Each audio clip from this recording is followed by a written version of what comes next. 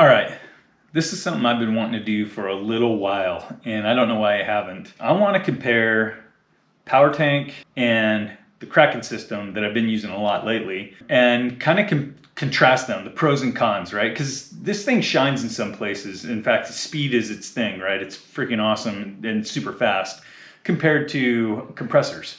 But there are some drawbacks to that, and we're going to talk about those today. And then I'm going to do a side-by-side comparison where I'm going to air up the tires on the Jeep from 12 psi to 37 psi.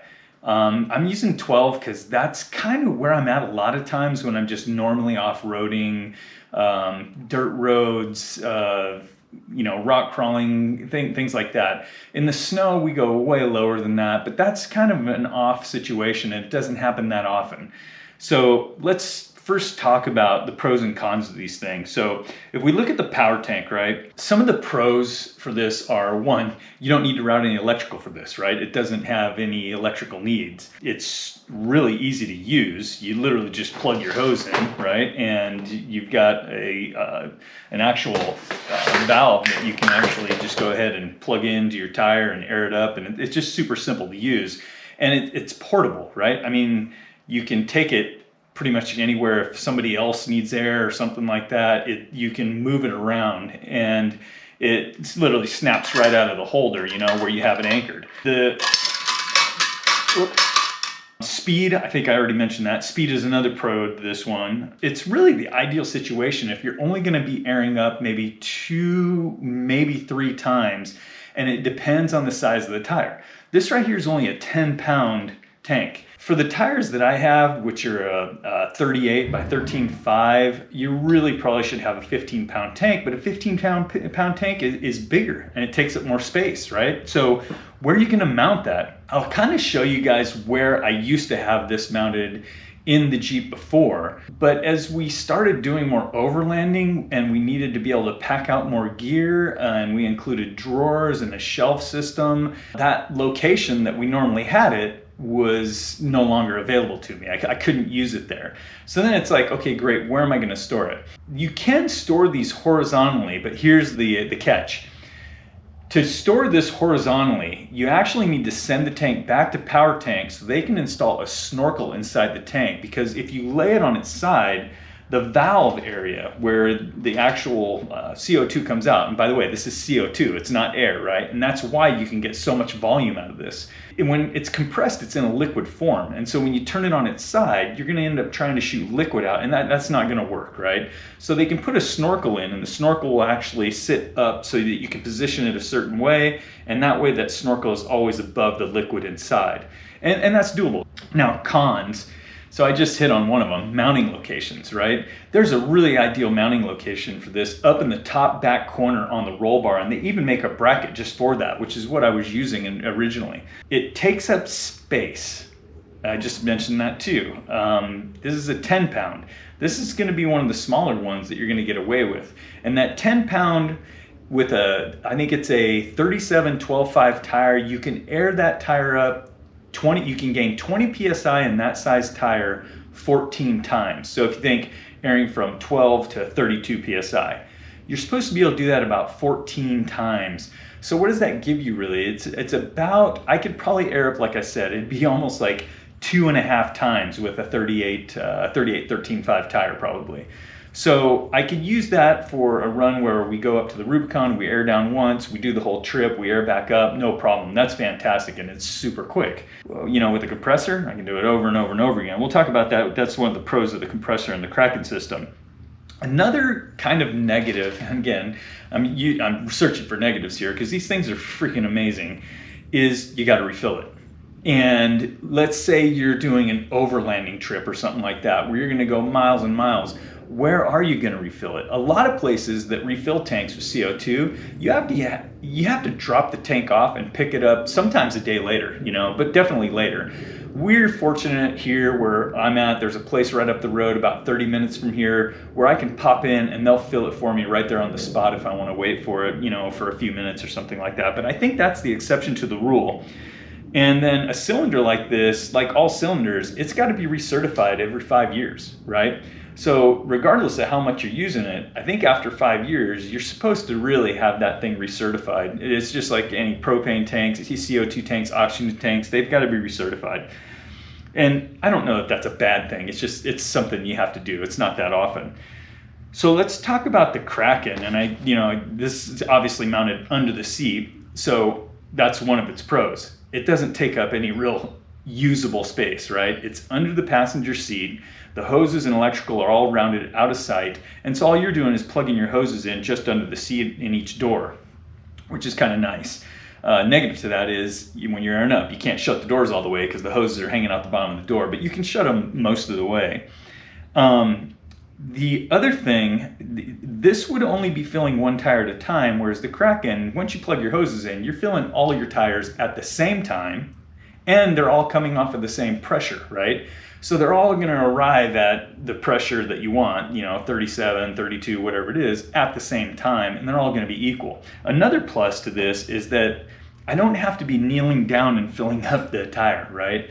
The other pro to the Kraken is ease of use too. But I've actually installed a control system where I can control the Kraken system right from my phone with presets. If I've got a preset for 37 PSI, if I've got a preset for whatever it is, I can do that right from my phone once the hoses are plugged in. So yeah, ease of use, it's like set it and forget it. Now the cons to the Kraken, number one, it's installation, right? You've got to run electrical, it's got to be a fuse in there. You've got to pull that up through the floor under the seat, which is really easy in a Jeep JL because you've got the rubber grommets under there that you can kind of slice and pull the cables through. The service life of a compressor, there's no moving parts here, right? Whereas a compressor, how long is a twin ARB compressor setup gonna last? I don't know the answer to that actually. I've read about them, people having problems with them and rebuilding them twice or something like that. Knock on wood, I've never had a problem with mine, and I think for the most part, they're pretty reliable. The other con about a compressor is that it's loud, right? You kick it on, it doesn't bother me. I don't think it bothers the dogs or my wife or anything like that. So it is louder though, whereas this doesn't really make any noise at all. So those are kind of the main things that I can think of off the top of my head. I'm gonna go ahead and air down the tires, and I'll run a stopwatch on each of these, and we'll find out just how long they take.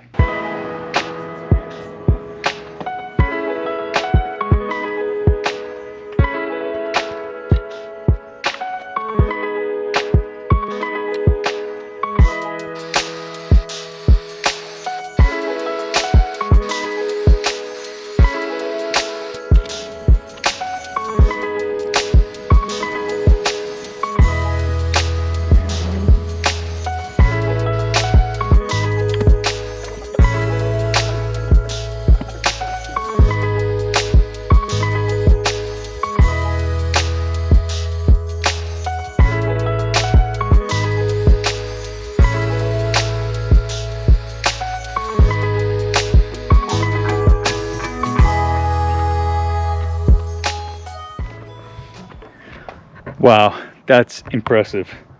5 minutes and 38 seconds tear up all 4 tires from 12 PSI to 32 PSI. I was gonna do 37, but I decided we'll just do 20 pounds each tire, and I'll do the same thing for the Kraken. We'll see what happens. So one thing that's pretty crazy about the PowerTank, and I always notice this, is you can see it's literally frosty after airing up the tires like that. It's literally got condensation and ice all over it because it gets so cold. Even the hose gets freezing cold, and you can see all the condensation and moisture all over it. But it's interesting how cold that thing gets.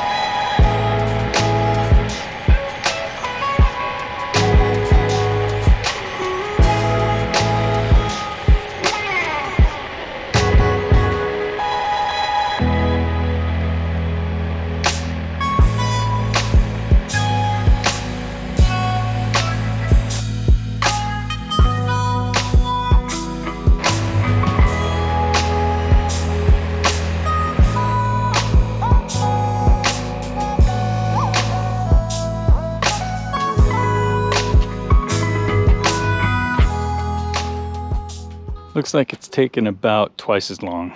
Not too bad though for a compressor setup. All right, so that was interesting. 5.5 minutes over here and 10.5 minutes over here to go 20 psi from 12 to 32. Honestly, I expected there to be a bigger gap than that. I thought maybe this would take closer to 15 minutes or something like that. So 10, it's not terrible. 5, that's pretty freaking awesome. That's really good. But check this out. This thing is like frozen, man. There's ice all over it. It's crazy. That always trips me out. CO2, right? It gets cold when it starts flowing. And in fact, as I was pulling the fittings off the tires, you can see condensation shoot out of the tires themselves. I don't think that's a big deal. Observations, right? The coldness of the tank, that was interesting, and the hose too. You probably saw me, I had to grab the phone with the stopwatch on it, step away because I had to actually connect my phone to set it to 32 psi, to stop at 32 psi instead of 37, because we're doing the comparison head-to-head 32. So roughly twice the amount of time to use the Kraken versus the PowerTank. But again, 10 minutes, I'm pretty pleased with that. It's awesome, especially with the trade-offs, right? I can't really fit this in the Jeep anymore with all the overlanding stuff. Now, if we do a quick, one-day thing where I don't need to pack any other stuff in, this would be still really cool, but I need to send it back and have the snorkel put in it, because the only place I have left to mount it now is on the shelf. I can't mount it at the 45-degree angle where I used to mount it, and I'll show you that right now. So the bracket for the PowerTank is actually meant to mount on the roll bar here. And as you can see, there's two things going on here. One is the shelf, right? That's mounted here. And so you think, well, maybe you could still do it, but then I also have this bag here, and believe it or not, where the shelf comes right here on this corner, the tank it interferes with where the tank would go. And I almost wonder, if the shelf wasn't here, I could do it. You could do it with the drawers, and maybe, it'd be cool if you could do a half shelf or something and then use the drawers on this side. And then you probably could fit a power tank right back up here where I used to store it back in the day. But again, I just don't really have a place for it. You'll notice at one time I did drill holes here in the shelf for the power tank. And today I use that area of the shelf to store our power supply, our power source. So could I do that over here on the other side? Sure. But again, I need that snorkel in the tank to make that work, because you just can't store it horizontally without it. Hopefully you guys found something interesting there. I know there were requests for me to do this comparison in some of the comments from some of my other videos, because I would be airing up on the side of the trail in some of the videos. But yeah, I've always wanted to do that too. I hope you guys found it interesting. We'll see you next time.